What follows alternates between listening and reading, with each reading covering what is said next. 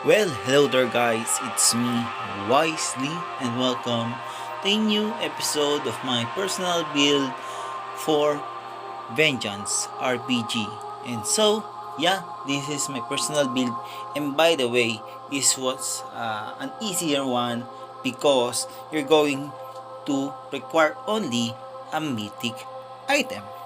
So, let's start off, the mythic item. So, on my mythic item, we have red override mask with the uh, scroll. As you can see on the enchantment, I have an enchanter. By the way, all of those enchanters are not how do you call this? Are not, I forgot how this calls. I forgot the ancient one.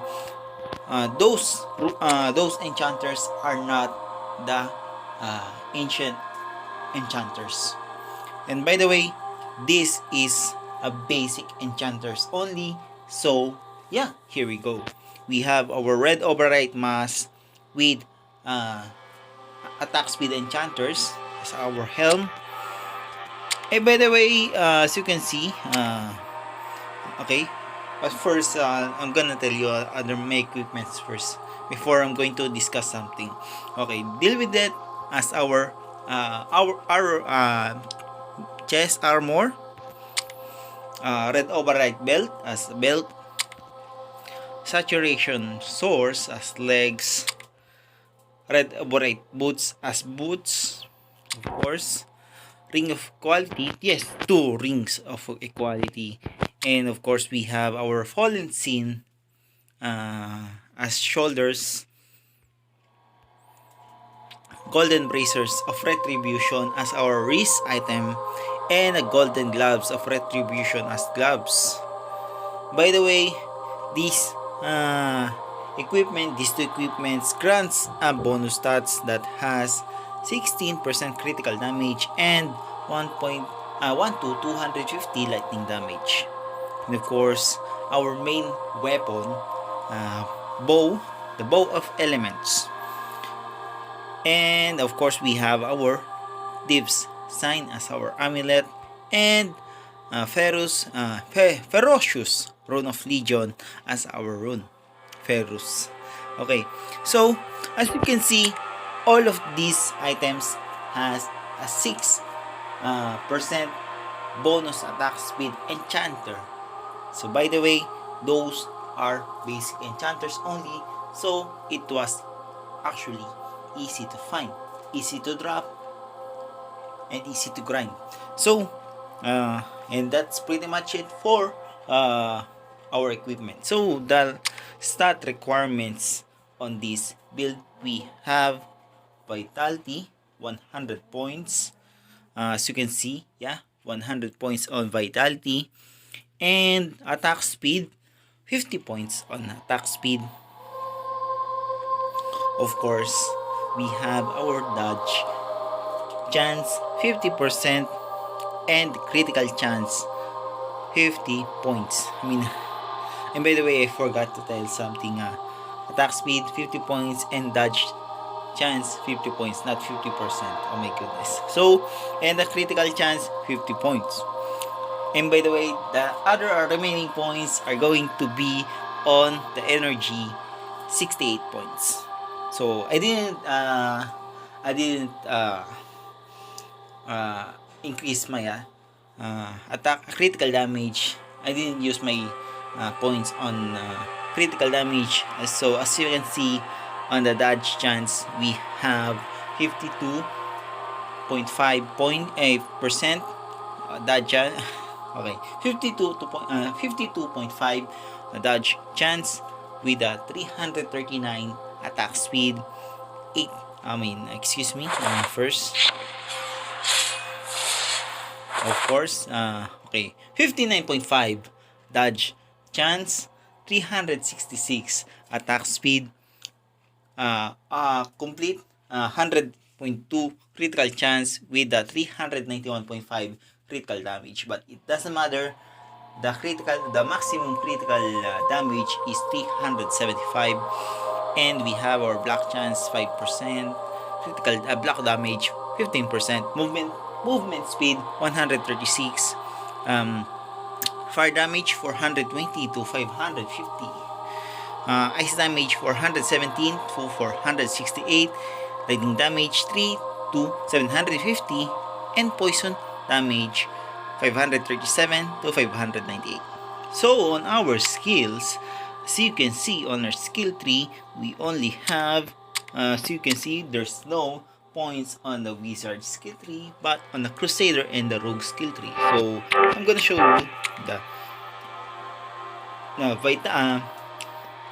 2 points on vitality, reach the 2 points on the passive spirit, which reached the first buff meditation 20 points. Of course, we have our secondary vitality 3 points, and the third vitality 3 points, which leads to fourth vitality passive 1 point only, and which leads to a passive critical chance 1 point, and fifth passive vitality 3 points, which leads to a first buff spirit of beast 20 points. Of course, we have our sixth passive vitality 3 points, which leads to unnecessary but required skill points. Skill passive, the fire skill damage, which leads to fire damage 8 points, and the bone greater or a better passive strength of mind 1 point, of course. Yeah. And another secondary buff, zeal 20 points, which leads to another greater passive fanatism 1 point only. So on the rogue skill tree, we have our passive critical chance 5 points, and a passive movement speed 2 points, which leads to dexterity 2 points, and critical damage 1 point only, which leads to our tertiary or third passive agreement of shadows 20 points, and the greater passive the dead shadow 1 point only, of course. And our another dexterity 1 point, and another dexterity 1 point, which leads to the last buff trick 20 points. Of course, we have our passive vitality 2 points, which leads to first, second, third, our last passive dexterity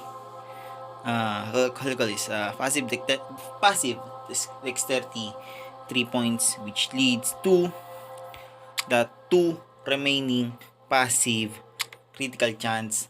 Both of them are 5 points, which leads to the devil's mark 1 point, which is a greater passive.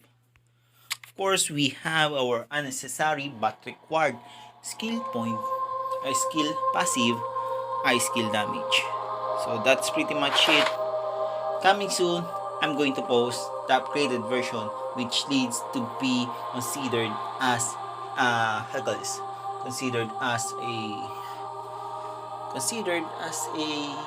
class build. So that's it for today's video. Thank you guys so much for watching. I'm gonna upload videos every Monday, Wednesday, Friday, and Sunday. So make sure to subscribe. Ideas and suggestions, let me know in the comments. And we'll see you guys on the next video, and have a good day.